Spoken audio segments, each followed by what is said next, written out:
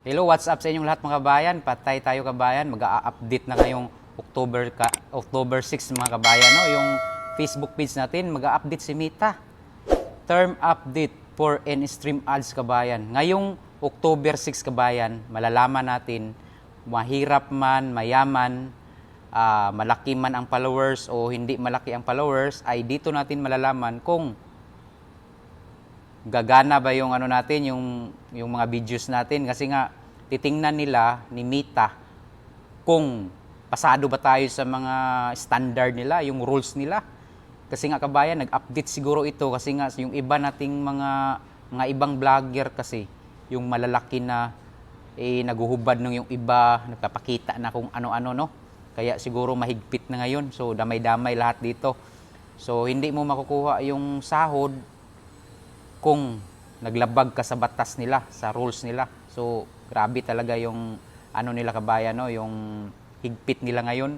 Siguro naman din ito sa mga ano din to, sa mga nagbablog na iba na grabe na yung ginawa para lang makakuha ng views. Yung iba naguhubad na para lang makakuha ng views. So, hindi natin sila masisisi kasi ang hirap talaga din kumita ng pera basta wala ka lang inaapakan tao.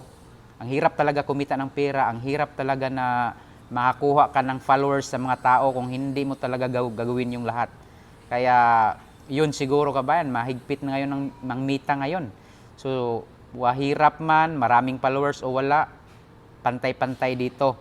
Kaya kabayan kayo, mag-upload kayo, ako din, yung original content talaga. Yung iba din dito, nagnanakaw ng ibang videos, ina-upload nila sa sarili lang videos, at meron pa ring mga ads na lumalabas at yung iba mas malaki pa yung kita yung nagnanakaw kaysa yung ninakawan nila.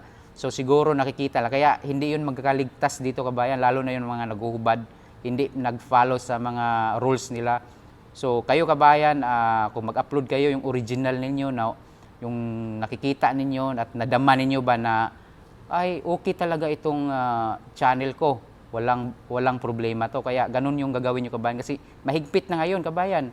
Kunting comment, kunting react, ay pwede mawala yung channel mo. Yung iba na demonetize na. No? Kasi nga, kabayan, nag-comment lang sila ng kasama yung sticker, nawala na yung channel nila. Ang tagal-tagal pa naman minsan na mag-aantay ka pa ng 90 days kung ma-approve ba o hindi yung channel mo sa pagkakamali mo lang. Kaya mahigpit na ngayon, kaya hindi basta-basta. Kaya lagi ka lang manood dito sa aking channel para meron kang malalaman. Marami tayong mga videos dyan and sundan lang yung mga ano. And pwede nyo tingnan yung C terms dyan. Maraming ano dyan, yung mga nilagay nila na pwede nyo basahin. Pero ako hindi ko na binasa. So mag-aantay ako ng October 6 mga kabayan. So dyan natin malalaman kasi hindi ka makakuha ng sahod. No? Hindi ka makakuha ng sahod kung hindi ka nag-follow sa kanilang rules, yung standard nila. Kasi pag may mga titingnan nila isa-isa siguro yung mga videos natin, kung may naglabag dyan, ay sigurado hindi mo makukuha yung sahod. Kaya ingat talaga sa pag-upload. Lalo na yung iba. Sana naman yung ma-check nila yung hindi katulad sa atin na gumagawa tayo ng maganda. Sana i-check nila yung mga bastos na content. Yun sana yung i-check nila.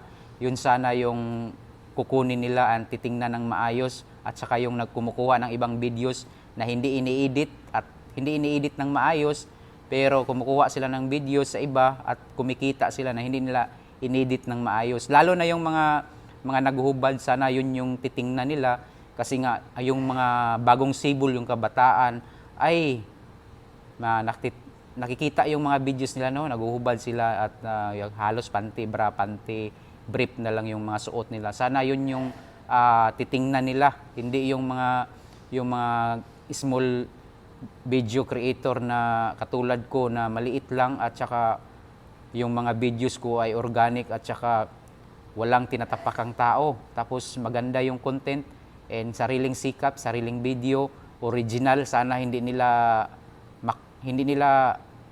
titingnan ng ano to kasi kung titingnan man nila sana maging okay. Yung titingnan sana nila yung mga naguhubad dyan, yung sana, no? So, October 6 mga kabayan, no? October 6, dyan natin malalaman, walang malaking followers, walang maliit. Basta kumikita na dito at may stream ads, posible na hindi natin makuha yung sahod pag naglabag tayo sa kanilang mga rules. So, ingat kayo lagi kabayan. And lagi tayong mag-update dito sa ating YouTube channel. Sana i-follow and like, subscribe kayo dito. Maraming salamat, ang ingat kayo lagi.